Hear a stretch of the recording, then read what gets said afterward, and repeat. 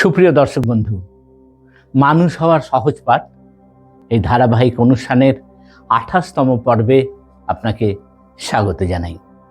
আমরা এই অনুষ্ঠানের মধ্যে দিয়ে একজন কিশোর, যুবক, যুবতী বা কিশোরী বা আমরা যারা বয়স্ক মানুষ রয়েছি, তারা কিভাবে মানুষের মতন মানুষ হয়ে উঠতে পারবো সেই বিষয় নিয়ে আমরা ধারাবাহিকভাবে আলোচনা করে চলেছি। আমরা বিগত এপিসোডগুলিতে আলোচনা করেছিলাম আমাদের মনের যেসব বন্ধুরা রয়েছে, অর্থাৎ যেসব উপাদান বা উপকরণ আমাদের অনাগত দিনগুলিকে আরও সুন্দর, আরও প্রাণবন্ত করে তুলতে পারে, সেরকম আমরা ৯টা বিষয়কে চিহ্নিত করেছি, যা নিয়ে আমরা আলোচনা করে চলেছি। এই বিষয়গুলো আমাদের জীবনযুদ্ধে আমরা যদি জয়ী হতে চাই, তাহলে এটা খুবই গুরুত্বপূর্ণ।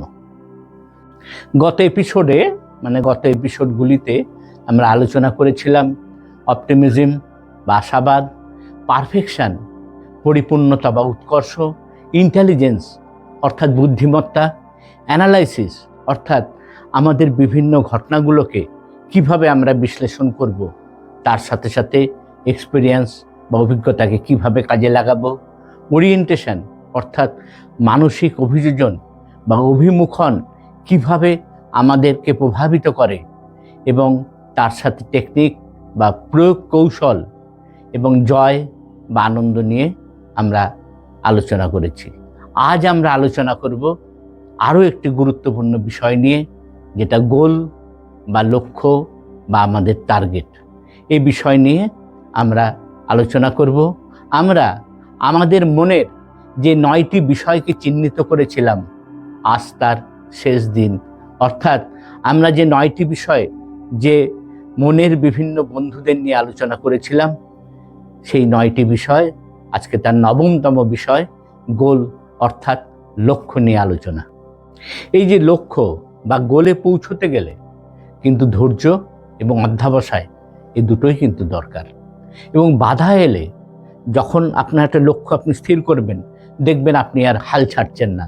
এবং এই যে গোল, মানুষের ক্ষমতা এবং তার যে সীমাবদ্ধতা, সেটাও কিন্তু জানতে সাহায্য করে।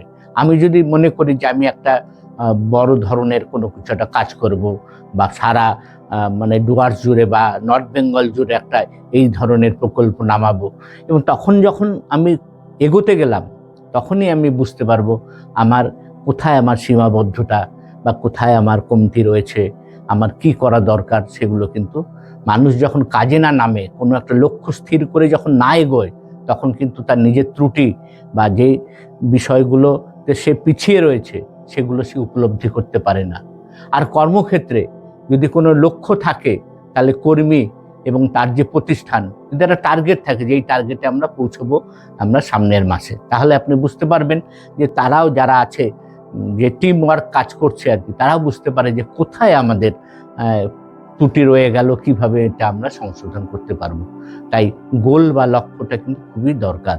আর শিক্ষাক্ষেত্রে লক্ষ্য যদি নির্ধারিত হয় যে তুমি বাবা এই কাজটা করবে, বা তুমি এই জিনিসগুলো একটু করে আসবে, বা তুমি এই জিনিসটা করবে, যেমন প্রতি মুহূর্তেই আমরা হয় যারা পড়াশোনা করে তাদেরকে বলা হয় যে তুমি এটা পড়বে, এটার অ্যান্সার খুঁজে বার করবে, এখান থেকে টেস্ট পেপার নিয়ে এসে এই প্রশ্নের উত্তর তুমি দেবে। তাতে কি হয়, তার একটা নির্দিষ্ট বিষয়ের প্রতি তার মনোযোগও বাড়ে এবং তার একটু দক্ষতাও বেড়ে যায়, যেহেতু সে বিষয়টা নিয়ে নাড়াচাড়া করছে। লক্ষ্য বা গোল হলো জীবনে আমরা যা অর্জন করতে চাই তার একটা সুস্পষ্ট নির্ধারণ। এটি মানুষকে দিক নির্দেশনা এবং একটা সঠিক উদ্দেশ্য দেয়। লক্ষ্য ছাড়া, গোল ছাড়া বা টার্গেট ছাড়া জীবন অনেক সময় দিশাহীন হয়ে পড়ে। গোল বা টার্গেট মানুষকে পরিকল্পিতভাবে এগিয়ে যেতে সাহায্য করে। ছোট বা বড় সব লক্ষ্যই জীবনের অগ্রগতিতে একটা সঠিক ভূমিকা রাখে। এই সঠিক লক্ষ্য মানুষকে প্রতিদিন উদ্যমী রাখে। টার্গেট অ্যাচিভমেন্টের সাথে সাথে কিন্তু টাইম ম্যানেজমেন্ট বা সময় ব্যবস্থাপনার কিন্তু একটা গুরুত্বপূর্ণ বিষয়।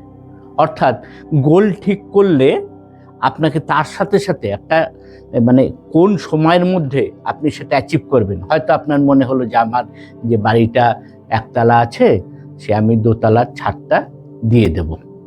এই যে আপনি ঠিক করলেন যে আমার এই কাজটা আমি করব, দোতলাতে আমি ছাদ দেব, সেটা কতদিনের মধ্যে দেবেন এবং কিভাবে তার উৎসগুলো বা তার যে ব্যয়ভার, তার যে খরচপত্র কোথা থেকে আসবে, তারও কিন্তু একটা সঠিক পরিকল্পনা আপনার এই লক্ষ্যর সাথে থাকতে হবে। তা না হলে দেখা যাবে অনেক কাজ আপনার শুধু পিছিয়েই যাচ্ছে, কাজের কাজটা বা আপনি আর লক্ষ্যতে পৌঁছতে পারছেন না। এবং এরকম যদি বারবার আপনি লক্ষ্যতে পৌঁছতে না পারেন, তাহলে কিন্তু আপনার আত্মবিশ্বাস এটাও কিন্তু কমে যাবে এবং আগামী দিনে পরিকল্পনা করার ক্ষেত্রে আপনি কিন্তু দ্বিধাদ্বন্দ্বের মধ্যে ভুগবেন। এবং একটা যে সঠিক গোল এবং সেটা কিন্তু কাজের ক্ষেত্রে একটা প্রেরণাও যোগায় এবং আপনার কি ফোকাস, আপনি কোন দিকে মানে তাকিয়ে চলবেন, কোন বিষয়গুলোকে মাথার মধ্যে রাখবেন, সেটা কিন্তু গোলটা না থাকলে সেই প্রেরণা বা সেই ইন্সপিরেশনস এবং তার সাথে সাথে এই যে লক্ষ্য ঠিক করা, এটাও কিন্তু হবে না। আর লক্ষ্যগুলো মানে ঠিক করতে হবে আপনার মানে বাস্তবসম্মত মানে লক্ষ্যটাকে ঠিক করতে হবে, এটা একটা ব্যাপার। এখন ধরেন আমি যদি একটা ভাবি যে আমি একদিন ওই ধরুন মহাকাশে পাড়ি দেব, তাহলে কিন্তু হবে না। যেমন একটা ছোট্ট উদাহরণ দিই, এই গোলগুলো এমনভাবে ঠিক করা যায় যেগুলো মানে যেটা বলছিলাম বাস্তবসম্মত, মানে কিংসুক এবং অনির্বাণ। তো কিংসুক প্রতি বছরই দুটো তিনটে সাবজেক্টে ফেল করে বা খারাপ রেজাল্ট করে। এখন তো ক্লাস 8 পর্যন্ত পাস ফেল নেই, সবাই পাস। তো কিংসুকের বাবা বলল, তুমি যদি ফার্স্ট হও তোমাকে আমি একটা স্মার্টফোন কিনে দেব। এখন ব্যাপার হচ্ছে কিংসুক যে প্রতি বছরই বিভিন্ন সাবজেক্টে ফেল করে, তাকে যদি ফার্স্ট হও বলা যায়, তাহলে কিংসুকও বুঝবে তার দ্বারা এটা সম্ভব না, আর বাবাও যে কিনে দেবে না সেটাও কিন্তু বোঝা যাচ্ছে। বোঝা গেল বিষয়টা। আর অনির্বাণ সে বিভিন্ন বিষয়ে কোনো সময় থার্ড, কোনো সময় ফোর্থ, কোনো সময় ফিফথ হয়। তো তাকেও বাবা বললো যে তুমি যদি ফার্স্ট হও তোমাকে একটা মানে ভালো একটা মোবাইল আমি কিনে দেবো। দুজনের একই টার্গেট, কিন্তু একজনের ক্ষেত্রে বাস্তবসম্মত নয়। কিংসুক যেহেতু দুটো তিনটে সাবজেক্টে ফেল করে করে প্রতি বছর ক্লাসে উঠছে, কিংসুককে বলতে হবে যে এবার যদি তুমি সব বিষয়ে যদি তুমি পাস করে ক্লাসে ওঠো, তাহলে তোমাকে কিন্তু একটা ভালো অ্যান্ড্রয়েড মোবাইল কিনে দেবো। আর কিংসুককে বা অনির্বাণের ক্ষেত্রে সেটা উল্টো হবে, অনির্বাণকে বলতে হবে তুমি যদি ফার্স্ট হও তাহলে তোমাকে এটা দেওয়া হবে। অর্থাৎ যার ক্ষেত্রে যেটা বাস্তবসম্মত, লক্ষ্যগুলো ঠিক সেইভাবে স্থির করতে হবে, না হলে কিন্তু এটা বাস্তবসম্মত না হওয়াতে এটা একটা সঠিক রূপ পাবে না। এবং এই প্রতিটি ছোট ছোট যে লক্ষ্যবস্তুতে পৌঁছানো বা লক্ষ্যের পথে পৌঁছানো মানুষের কিন্তু আত্মবিশ্বাস বাড়ায়। কিংসুক যদি মানে সব বিষয় পাস করে মানে 7 থেকে 8-এ ওঠে, তাহলে কিন্তু তার মধ্যে একটা কনফিডেন্স গ্রো হবে। এই জন্য সবসময় লক্ষ্যবস্তু যে বড় বড় কিছু করতে হবে তেমন কিছু নয়। আপনারা আপনাদের সন্তান সন্ততি বা যারা আছেন ছাত্রছাত্রীদের ক্ষেত্রে এরকম ছোট ছোট লক্ষ্য দেবেন। এবং আরেকটা বিষয়, এই যে লক্ষ্য পূরণ করলে তাকে কিন্তু পুরস্কৃত করা দরকার। সেই পুরস্কার মানে বিরাট কিছু না, ছোটোখাটো একটা পেনও দিতে পারেন বা একটা ছোট্ট অনেক কিছু আছে সেগুলো দিতে পারেন, অল্প খরচের মধ্যেও দিতে পারেন। এবং তাতে কি হবে, এই যে পুরস্কারটা তাকে আরও বেশি অনুপ্রাণিত করবে। আর এই বিষয়টা আপনারও একটা জনসমক্ষে বলতে হবে যে এবার কিন্তু ও বেশ একটা ভালো রেজাল্ট করেছে আর কি। এই ভাবনাটা বা এই প্রেরণাটা তার ক্ষেত্রে কিন্তু তাকে অনুপ্রাণিত করবে, তাকে ইন্সপায়ার করবে। তাই সবসময় বড় কিছু লক্ষ্য করার থেকে প্রতিদিন ছোট ছোট লক্ষ্যবস্তু স্থির করুন। যেমন ধরুন আমি এই মাসে এটা করব, সামনের মাসে এটা করব। একেবারে পঞ্চবার্ষিকী পরিকল্পনা যেমন হয় মানে সরকারি ক্ষেত্রে যেমন আগে হয়েছে, অতটা দূরে না যাওয়াই ভালো। ছোট ছোট লক্ষ্য বস্তু স্থির করুন এবং সেটাকে অ্যাচিভ করার ক্ষেত্রে আপনি সাহায্য করুন। এবং এটা আপনি কি করতে চান এবং আপনার ছেলে বা আপনার কাছের লোক তার কাছ থেকে কি এক্সপেক্ট করেন সেগুলো কিন্তু অনেকটা স্পষ্ট হয়ে যাবে যদি আপনি ছোট ছোট মাইলস্টোনগুলোকে সাজান এবং তার মধ্যে যদি বাস্তবসম্মত জ্ঞান থাকে, তাহলে কিন্তু সাফল্য আপনার কাছে আসবে এবং আপনার যারা প্রিয়জন তারা লক্ষ্যবস্তুতে পৌঁছতে পারবে। সুপ্রিয় দর্শক বন্ধু, আমরা এই মানুষ হওয়ার সহজ পাঠ এই ধারাবাহিক অনুষ্ঠানের মধ্যে দিয়ে আমাদের মানুষের জীবনের বিভিন্ন বিষয়গুলোকে নিয়ে আলোচনা করছি, যেগুলো সাধারণত আমাদের স্কুলে, কলেজে বা বিশ্ববিদ্যালয়ে বা আমাদের অন্য অন্য জায়গায় যেগুলো শেখার সুযোগ নেই। আমরা এই বিষয়গুলো এই কারণেই আলোচনা করছি, আমরা চাই আপনি যে কোনো বয়সেরই হোক না কেন, আপনি কিশোর হন, আপনি যুবক হন বা আপনি বয়স্ক হোক, আপনার বার্ধক্যে আপনি পৌঁছে গেলেও এই বিষয়গুলো যদি আপনার জানা থাকে, আপনি নিজেকে আরও উন্নত করতে পারবেন। আর যে কথাটা আমরা বিভিন্ন সময় বলে থাকি যে বড় হওয়ার কোনো বয়স হয় না, কাজের কোনো বয়স হয় না, শেখারও কোনো বয়স হয় না।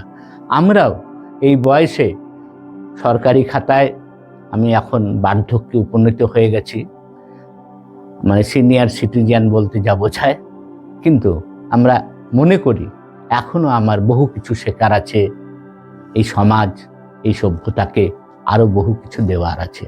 সেই লক্ষ্য নিয়েই আমরা আমাদের এই পথ চলা। আমরা যে বেশ কয়েকটি এপিসোড নিয়ে আলোচনা করছিলাম মানুষের বন্ধু নিয়ে, তার মধ্যে আজকেই আমাদের শেষ এপিসোড হলো বন্ধু পর্যায়ে। যেমন আমরা আশাবাদ, অপটিমিজম, পারফেকশন, পরিপূর্ণতা, ইন্টেলিজেন্স বা বুদ্ধিমত্তা, অ্যানালাইসিস বা বিশ্লেষণ, এক্সপেরিয়েন্স বা অভিজ্ঞতা, তার সাথে সাথে অরিয়েন্টেশন বা মানসিক অভিযোজন, অভিমুখন, টেকনিক বা কৌশল, জয় বা আনন্দ। আজ আমাদের এই সিরিজের শেষ আলোচনা ছিল গোল বা লক্ষ্য নিয়ে। আগামীতেও আমরা ফিরে আসব আরও বেশ কিছু গুরুত্বপূর্ণ বিষয় নিয়ে আপনাদের কাছে। আমরা আশা করি আপনারা আমাদের সাথে থাকবেন। আপনারা আমাদের চ্যানেলটিকে সাবস্ক্রাইব করুন, বেল আইকনে ক্লিক করুন, আমাদের পেজটিকে লাইক দিন, আমাদের সাথে থাকুন, আমাদের পরামর্শ দিন। মনের কোণে যদি আপনাদের মনের কোণে কোনো প্রশ্ন থেকে থাকে, সে প্রশ্ন আপনারা দিলের খিল খুলে আমাদেরকে করুন। আপনাদের সাথে নিয়ে আমরা এগোতে চাই। আমাদের পাশে থাকুন, আমাদের সাথে থাকুন বন্ধু।